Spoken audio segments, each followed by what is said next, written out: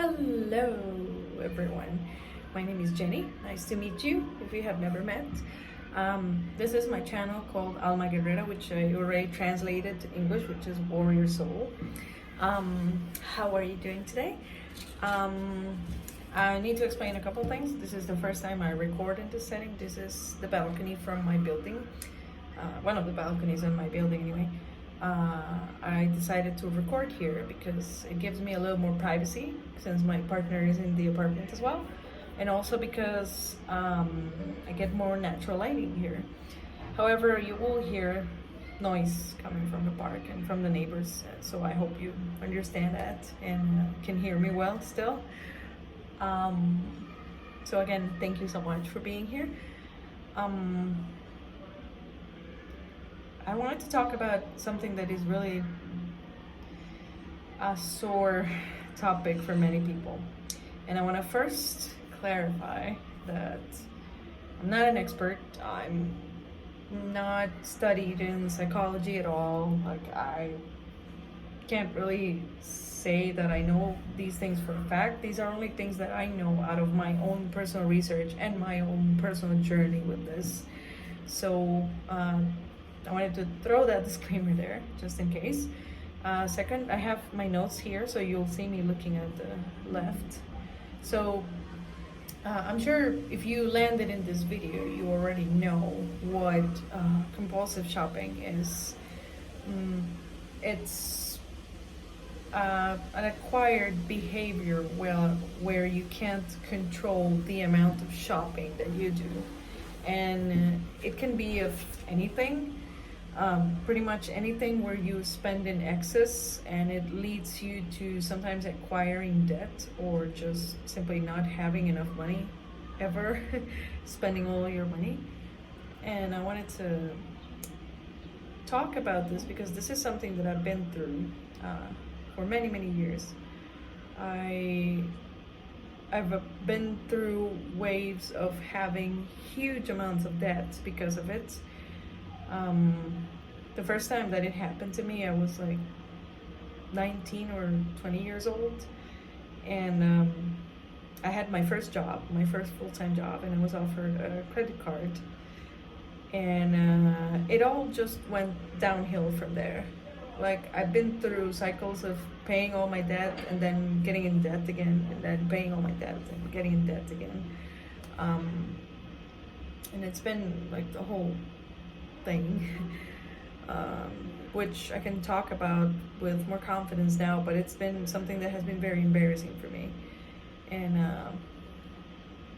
like I said in my previous video, I come from a very complex family with lots of issues, and this compulsive shopping thing is something that is a lot, like, is very present in my dad's behavior, and I didn't know I had picked it up from him.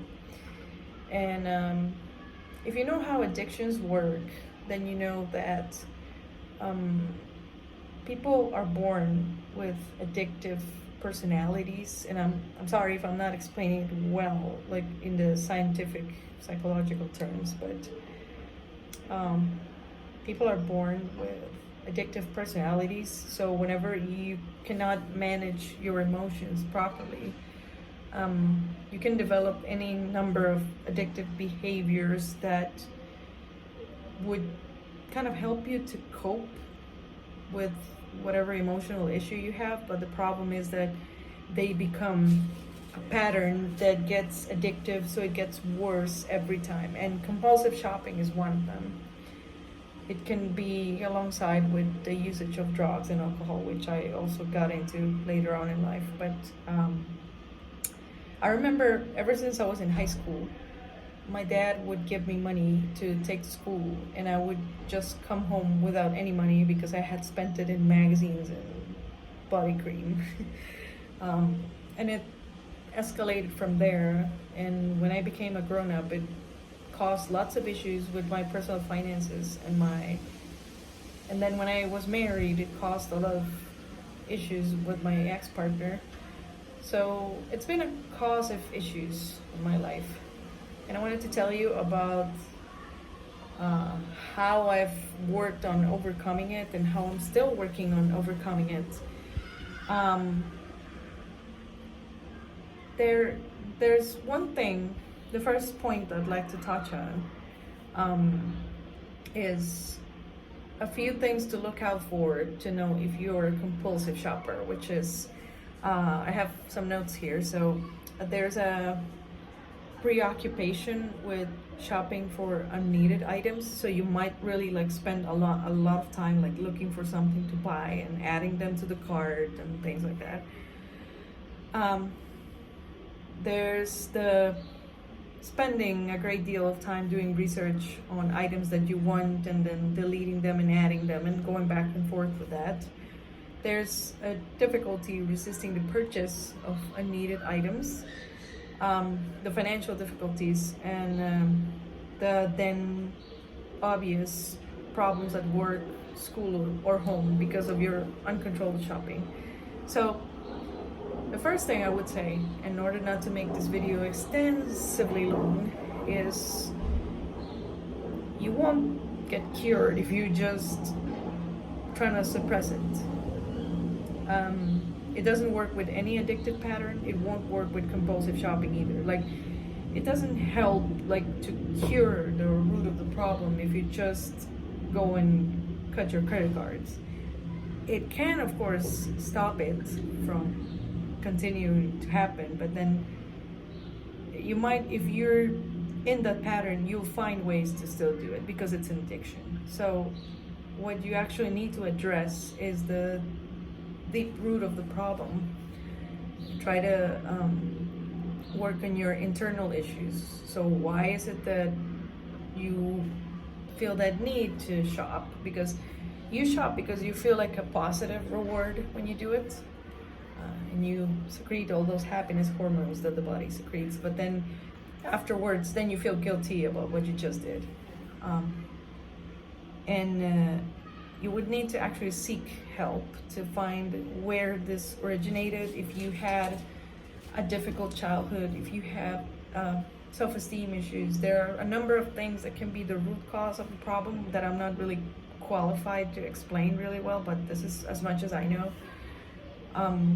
So for me, it entitled many years of therapy. I started therapy back in 2014, and it's helped me to uncover like past trauma and past family experiences. So that's point number one. This is really helpful. But the other thing is that if you believe in the law of attraction, and this is the new thing that I just discovered, so I wanted to share it with you. If you believe in the law of attraction, we sometimes kind of identify ourselves with being a certain way. So, you know, like when you were talking to friends, and if you're a compulsive shopper, then you would tell your friend, oh, I'm such a compulsive shopper, I can't help it. And you kind of identify yourself with that pattern, and you kind of keep attracting the pattern. So I found out and I discovered that a huge help, and before I say this, just keep in mind point number one, right? Getting the proper help and looking for the root cause of your problem. But this second point is something that I found is really helpful, which is actually working the law of attraction towards healing your problem instead of just encouraging your problem. So I found a book. It's a really helpful book. I'll link it below so you can get it on Amazon. It's to heal your compulsive shopping through affirmations. So I would not recommend just using that. I would just first prioritize point number one, which is getting the proper help. But the second is a good complement, in my opinion, because the logic behind it is that you will actually condition your brain to start healing this this habit, this addictive pattern of shopping and then getting your feel-good hormones, but then feeling bad. Kind of, it will help you in a way to heal this. So this has been really helpful for me, because this has been attracting the proper healing in my life, and I've noticed that it has helped tremendously with diminishing the wanting to purchase things that are unnecessary. I felt that I'm developing more control over myself, and that's been super helpful, and I want to encourage you to do the same. So from this book that I'm gonna leave the name on the thumbnail of this video, and I'll leave it linked below. I extracted 3 affirmations that you could use when you do your meditations, if you do meditation. If you don't, I would suggest and really encourage you to start a meditation practice, because this would also help you a lot with this. So 3 affirmations that I picked up from that book. I am a wise shopper and spender. That's number 1. Number 2 is I am free from shopping addiction. And number 3 is I am excited to let my frugal side take over.